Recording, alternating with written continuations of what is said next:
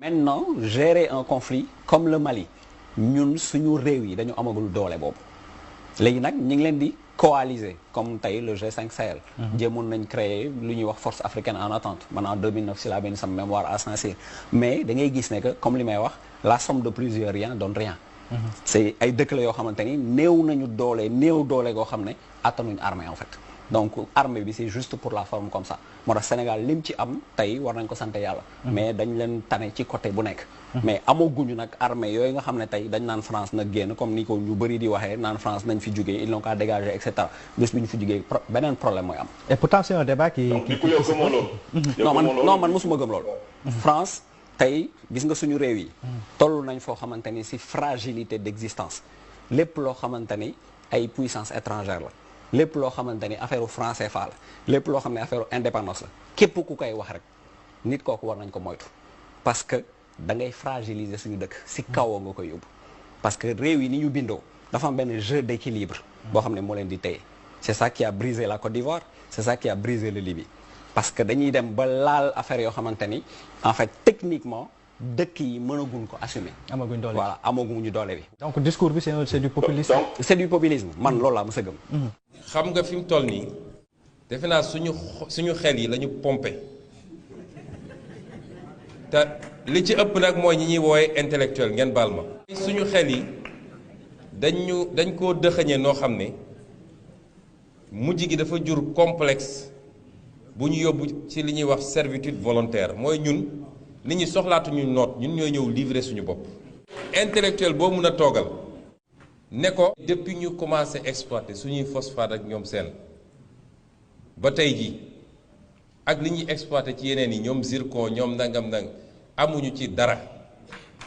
nga mun a taxaw ne lii il faut qu'on mette un terme te loolu dafa laaj ñu remettre en cause tous les contrats qui ont été signés. mais boo ko waxee ay intellectuels ay hommes politiques ñooy le lendemain ñooy njëkk a def déclaration waaw c'est un utopiste. lii c'est pas possible kii dafa bëgg a déstabiliser réew mi signé nañu bopp noppi loolu mooy lu ñu noot ku ñu noot sa xel ba jàpp nga ni mënatoo fireeku koo ci ne monnaie bii ñu yor franc CFA baaxul ci ñun te duñu mus a développer. mën nga andi argument yu pertinent yépp mais moom niñ ko formaté gëmul ni ñun war nañoo mun a génn ci franc CFA parce que jàpp na ni. franc CFA donc France moo yor suñu stabilité ñun waa soo nekkee ci continent boo xam ne lu ëpp 50 pays ngi ci 16 pays ñoo am franc CFA te gëñ ñoo développé benn pays nag suñu voisins yi ñu nekkal yépp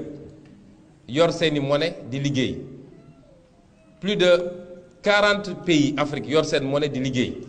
te tey suñuy tudd pays yi def véritablement percé Botswana lañ lay wax Malawi lañ lay wax Rwanda lañ lay wax Ghana lañ lay wax doo ci dégg benn pays bu am franc CFA. mais am na nu ñu formaté ci suñuy conscience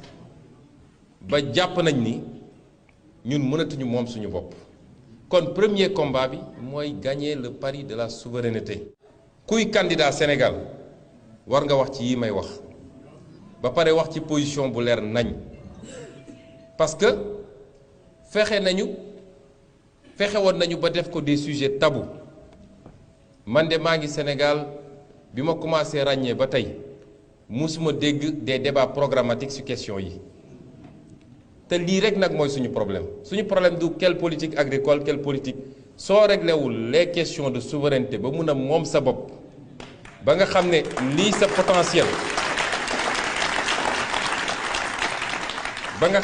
potentiel yépp tegu na sa loxo mun nga fi nekk def des professions de foi mais bis ñu joxee réew mi avion ngay jël dem groupe consultatif ne dimbali leen ma ngeen lebal ma mooy li waa ji di def rek